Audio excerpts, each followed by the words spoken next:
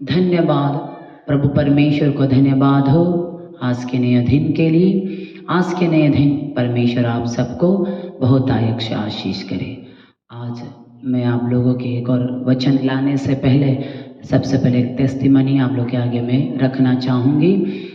मैंने जब से ये यूट्यूब चैनल में प्रचार करना शुरू किया उस समय से मेरे मन में एक ऐसा बात था कि मैं एक मोबाइल स्टैंड लूँगी ना, एक मोबाइल स्टैंड लूँगी ताकि मैं अच्छी तरह से उसे रख कर कि प्रचार कर सके आप लोग के बीच में। प्रभु ने जो बात मेरे अंदर डाला है उसे मैं आपके आगे रख सकूँ।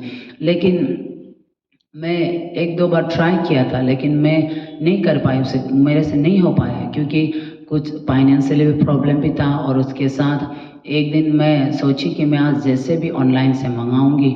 दुकान में मैंने पूछा तो दाम ज़्यादा बोला, लेकिन ऑनलाइन में देखा तो थोड़ा सस्ता वाला देखा। लेकिन मुझे कुछ आइडिया नहीं कि मैंने सोचा अगर मैं मंगाऊंगी ऑनलाइन से मैं उसे खरीद के लाऊंगी, लेकिन अगर मुझे कुछ आइडिया नहीं होने से क्या होगा, ख़राब वाला भी हो सकता है ना, प्रेज़ द लॉर्ड। तो इसीलिए मैंने सोचा कि जब मेरे बच्चे होंगे तब उस वक्त मैं इसे ऑर्डर करूंगा। लेकिन उस समय मेरे बच्चे भी घर में नहीं थे, वो लोग भी कहीं बाहर थे, तो इसलिए मैं नहीं मंगा पाई। तो उस समय से लेकर बस सोच के रह गया ना कि मैं मोबाइल स्टैंड मंगाऊंगी बस सोचा, लेकिन ऐसे ही रहेगा। लेकिन एक दिन एक भाई ने मुझे बोला कि एक बहन की तरह मुझे बताया कि आप जब यूट्यूब में प्रचार करते मोबाइल में जो लेते हैं तो बहुत डिस्टर्ब होता है ना, गिरते हैं, कभी मोबाइल गिर जाते हैं, बहुत डिस्टर्ब होते हैं, अच्छा से वीडियो नहीं ले पाते। इसीलिए उसे प्रभु ने बातें किया, उसके द्वारा प्रभु ने बातें किया। उस भाई ने कहा कि मैं एक मोबाइल स्टैंड उसे खरीद के दूंगा, ऐसा बोला। तो परमेश्वर ने मुझे मेरे हर गति को, हर कमी गति, मेरे हर दुख को प्रभु जानता है। परमेश्वर छोटे छोटे बातों को भी ख्याल रखने वाला परमेश्वर है। प्रभु सच में विश्वास योग्य परमेश्वर है। इसीलिए प्रभु का धन्यवाद हो उस भाई के लिए भी जिसने इस मोबाइल स्टैंड को मुझे गिफ्ट किया ना, परमेश्वर यीशु के नाम से प्रभु के सुसमाचार और भी हम फैला सके, प्रभु के वचन को और भी आगे मैं बढ़ा सकूँ, उसके लिए उसने इस मोबाइल स्टैंड को गिफ्ट दिया। इसलिए अभी से वचन जब भी आप सुनेंगे आराम से मैं भी प्रचार करूंगी और मोबाइल भी इधर उधर हिला हिली नहीं करेगा ना, तो उसके लिए धन्यवाद हो, इसके लिए प्रेज़ द लॉर्ड। इसीलिए आप लोग भी प्रार्थना करना उस भाई के लिए भी, प्रभु सच में उस भाई के जीवन को और भी आशीष करे, ऐसे ही प्रभु के राज्य में उसे भी इस्तेमाल करे, उसके फैमिली को प्रभु आशीष करे। और मैं भी प्रार्थना करूंगी उसके जीवन में सच में परमेश्वर बहुतायत से आशीष करे, प्रभु के जनों के ज़रूरतों को जानकर उसे प्रभु इस्तेमाल करे।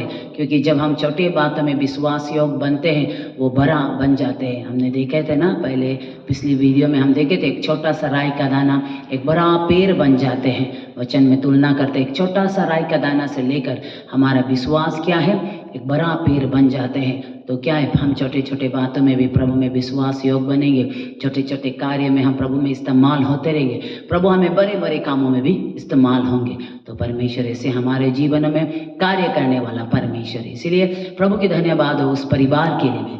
और उसके साथ में आज एक और नए वचन प्रभु ने मुझे दिया है, उस वचन को आज हम फिर रखेंगे। आज के हमारे वचन है हिब्रू चैप्टर 6 वर्स 7-8।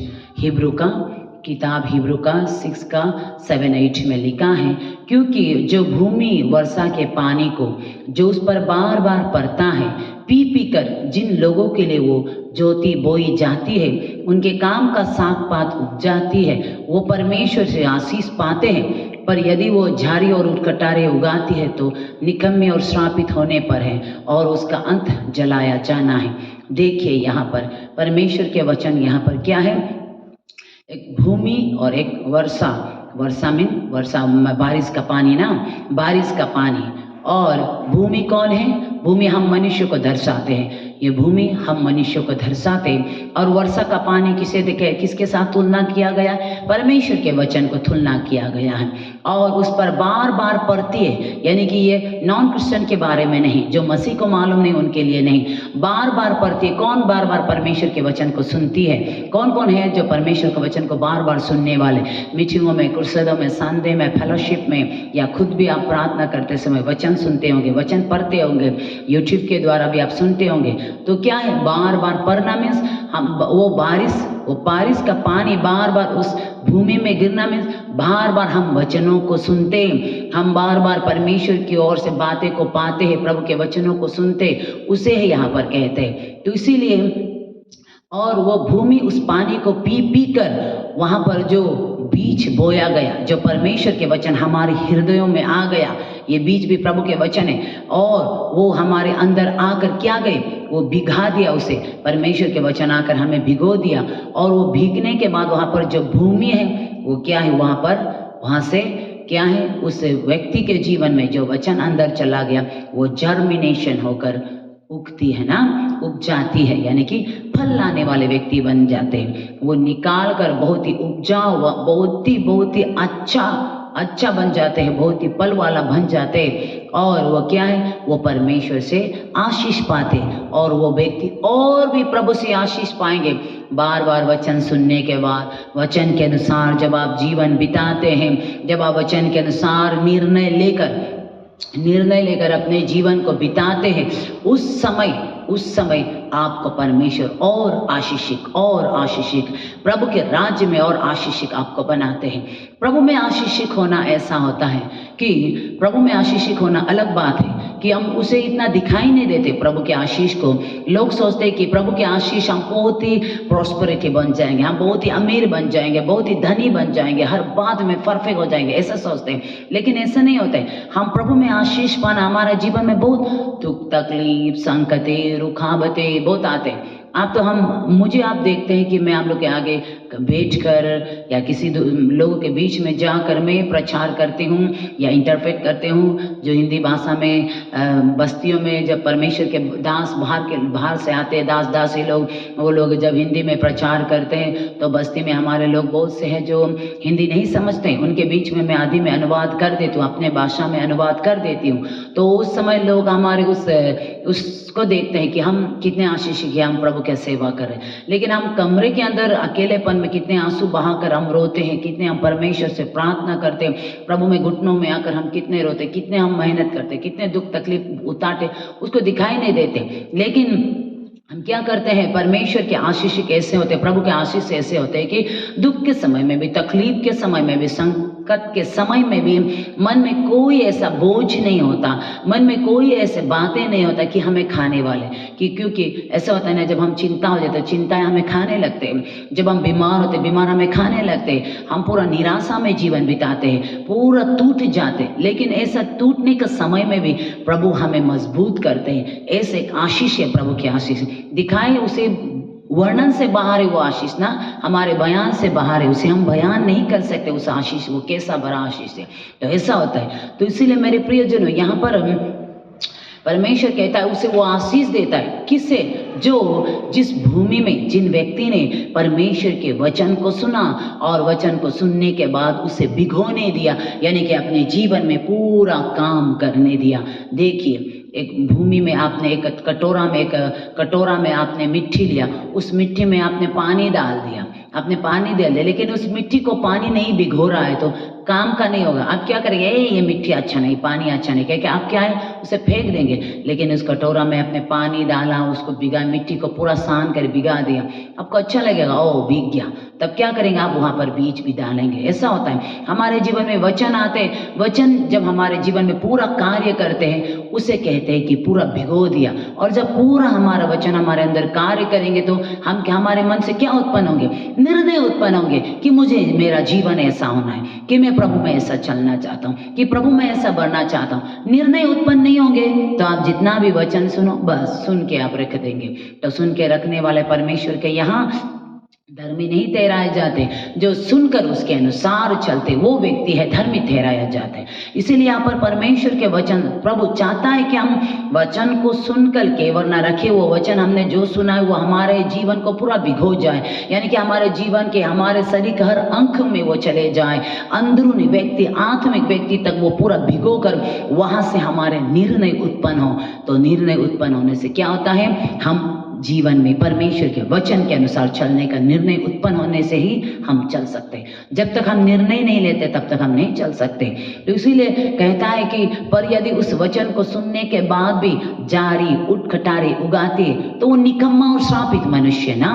कहता है कि जारी भी यहाँ से उठ खटारे यानी कि पूरा कांटों से भरा हुआ उसका जीवन यानी कि दुष्टता से भरा हुआ जीवन को दर्शाते हैं। जारी और उठ खटारे ना परमेश्वर के वचन के उल्लंघन प्रभु की आज्ञा के अनुसार नहीं चलने वालों को कहता है कि जारी और उठ खटारे उगाने वाले, यानी कि उसके जीवन से प्रभु के वचन के अनुसार उसका जीवन नहीं होते, अपने मन मर्जी अपनी इच्छा अनुसार चलते, बार बार वचन सुनता है, बार बार उसके जीवन में वचन आते, लेकिन वो अपनी इच्छा अनुसार जीवन बिताते, तो उसको परमेश्वर नहीं चाहते। हमसे प्रभु चाहता है कि हम वो व्यक्ति बने कि वचन सुनने के बाद उसके अनुसार अपने जीवन को चलाए। तो इसीलिए मेरे प्रियजनों, हम वचन को सुनने के बाद उस वचन को अपने जीवन में पूरा काम करने दें, क्योंकि हम देखने से कि यहाँ पर एक वचन ऐसा लिखा है कि हम पीटर का किताब में भी फर्स्ट पीटर चैप्टर 1 वर्स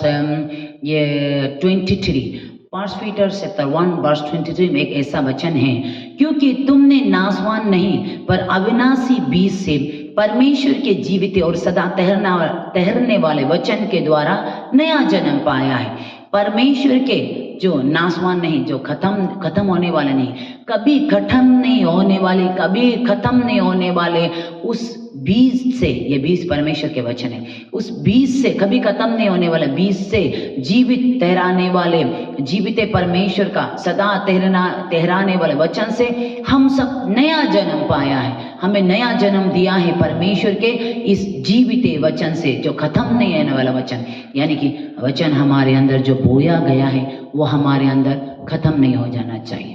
हमारे अंदर खत्म हो गया तो हम आज्ञा के अनुसार नहीं चले, क्योंकि खत्म नहीं होने वाले, बहते रहने वाला, जीवन में दिखाई देते रहने वाला, वहां से बहते रहने वाला, सदा वहां से निकलते रहने वाला एक वचन हमारे अंदर बोया है, वो नाश होने वाला नहीं, वो अविनाशी है। अविनाशी वचन से हमारे अंदर बोया गया, तो उस अविनाशी वचन को हमारे अंदर बोया गया है। तो हम उस वचन को सुनने के बाद, जो लोग वचन को सुनने के बाद उसके अनुसार नहीं चलते तो क्या है, परमेश्वर को ठट्ठों में उड़ाया जा रहा है। परमेश्वर के वचन हमें सिखाते हैं, गलतियां में कहते हैं कि हम परमेश्वर के वचन को परमेश्वर को हम ठट्ठों में नहीं उड़ाया जा सकता ना, प्रभु का मॉकिंग नहीं कर सकते, ऐसे वचन हमें सिखाते हैं। तो इसीलिए हम जो वचन को सुनकर उसके अनुसार नहीं चलते तो परमेश्वर के साथ हम खेल रहे हैं। तो प्रभु के साथ हम खेल रहे हैं तो क्या करेंगे, हम उठकटारे और जारियां उगा रहे तो हम नष्ट हो जाएंगे। लेकिन प्रभु ने तो हमारे अंदर कभी नष्ट नहीं होने वाले अविनाशी बीज को हमारे अंदर बोया है। तो उस अविनाशी बीज को हमारे अंदर बोया है तो हम अपने जीवन में उसके अनुसार चलने के लिए पूरा अपने जीवन को अलाउ कर दे, भिगो दे वहां पर। तो इसीलिए यहाँ पर हम देखने से भी लूक चैप्टर 19 में भी हम देखने से, लूक चैप्टर 8-9 में हम देखने से जकाइस क्या करता है, जकाइस जो चुंगी लेने वाला जकाइस के घर में यीशु आने के बाद वो क्या कहता है, जकाइस 8-9 में देखो, जकाइस ने खड़े होकर प्रभु से कहा, हे प्रभु देख मैं अपने आधी संपत्ति कंगालों को देता हूँ, और यदि किसी का कुछ भी अन्याय करके लिया हो तो उसे 100 गुना फेर देता हूँ। तब यीशु ने उससे कहा, आज इस घर में उद्धार आया है, इसीलिए कि ये भी अब्राहम का एक पुत्र है। देखो जकाइस यहाँ पर निर्णय लिया है, यहाँ अभी तक वो जिससे वो संपत्ति, जिन कंगालों से वो संपत्ति लिया है और जिससे वो अन्याय करके लिया है, अभी तक उसने उसे वापस नहीं दिया है, फेर नहीं किया, अभी तक वो फेरा ने अभी तक उसे वापस नहीं दिया। बस निर्णय लिया कि बस सोचा कि निर्णय उठाया,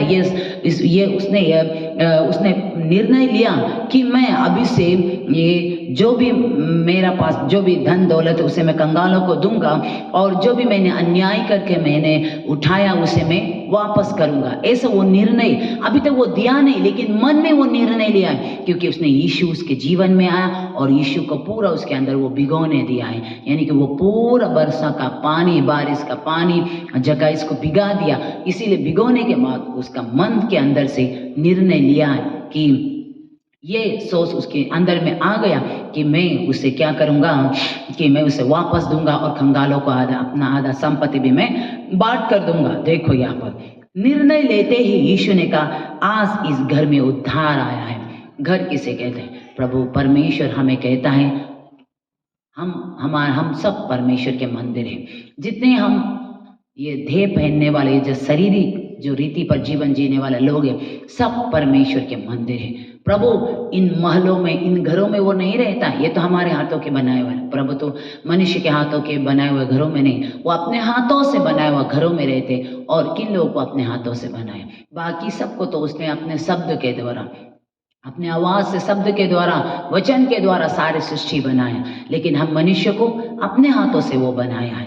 तो इसीलिए मेरे प्रियजनों हमें वो अपना वो घर कहता है। इसीलिए उस घर में उद्धार आ गया। जब वो निर्णय लिया तो उद्धार आ गया। आज मेरे प्रियजनों हम भी आज निर्णय ले, हमारे अंदर बार बार वो बारिश का पानी हमारे अंदर गिर रहा है, तो गिर रहा है तो हम निर्णय ले, यानी कि हमें पूरा भिगोने के बाद निर्णय उत्पन्न होता है। तो उस निर्णय को उत्पन्न होते ही उद्धार आ जाते हैं। और निर्णय उत्पन्न होते ही उद्धार आ जाते हैं। और जब हम निर्णय लेकर उसे सच में हम अपने चाल चलन में, अपने एक्शन में जब हम लाते तो पूरा उद्धारता को हम पहन लेते, हम पूरा उद्धारता में वॉकिंग करते, उद्धारता में हम जीवन व्यतीत करते हैं। तो इसीलिए उद्धार हम में आ गया तो उद्धार में चलते रहने वाले व्यक्ति बने। तो इसीलिए मेरे प्रियजनों हम निर्णय ले, आज हमारे निर्णय बहुत ही मायने रखता है कि मैं प्रभु के लिए ऐसा बनूंगी, मैं प्रभु के लिए ऐसा करूंगा, मैं प्रभु के लिए ऐसा करूंगी। मैं परमेश्वर में जितना हो सके शारीरिक बातों में दिन काटने वाले नहीं, सांसारिक बातों में दिन काटने वाले नहीं, परंतु जितना हो सके प्रभु के वचन में, प्रभु के परमेश्वर में मेरे आत्मा और परमेश्वर के साथ जुड़े रहकर मैं चलते रहूंगा। यीशु के साथ में कनेक्ट होकर चलता रहूंगा, क्योंकि हम डाली है वो दाखलता है, यीशु के बिना हम कुछ नहीं है। तो इसीलिए हम क्या हैं, हर दिन हम यीशु के साथ चलते रहेंगे। इसीलिए निर्णय बहुत ही मायने रखता है। जब जकायस ने निर्णय किया कि मैं अपना आधा संपत्ति कंगालों को दूंगा और जो भी मैंने अन्याय करके लिया है उसे मैं 100 गुना फेर दूंगा, जब उसने निर्णय लिया और तभी यीशु ने कहा आज इस घर में उद्धार आ गया। आज मसीह यीशु भी हम सबसे यही चाहता है कि बार बार हमारे इस जीवन में, इस भूमि में बार बार बारिश का पानी गिर रहा है। तब जब गिरने के बाद वहाँ से जब हम साग पात उग जाती है और वहाँ से जब हम लोगों के लिए जो बोए गए वो उससे हम पी कर हम भी लोगों के लिए उपजाने वाले व्यक्ति बन जाते हैं, तो क्या हो जाता है, हम परमेश्वर से आशीष पाते हैं। इसीलिए प्रभु से आप आशीष पाना चाहता है, आप प्रभु से आप बहुत रोज प्रार्थना करता, प्रभु मुझे आशीष चाहिए, प्रभु मेरा जीवन को वो कर दे, प्रभु मेरे बच्चों को ये कर दे, वो कर दे। आप इतना मांगते होंगे, लेकिन मांगने से नहीं रहेंगे। मांगने से पहले सबसे पहले आपको कदम उठाना पड़ेगा आपके जीवन में। आप मांगने से पहले ही प्रभु आपको देंगे, जब आप निर्णय उठाएंगे, निर्णय लेंगे कि मैं परमेश्वर के वचन के अनुसार चलूंगा, प्रभु के वचनों को जो मैंने सुना है उसके अनुसार मैं अपने जीवन को चलाऊंगा। जब आप निर्णय लेते हैं उस निर्णय को प्रभु सुनने वाला परमेश्वर है। इसीलिए इस वचन के अनुसार प्रभु आप सबको आशीष करे। आमीन।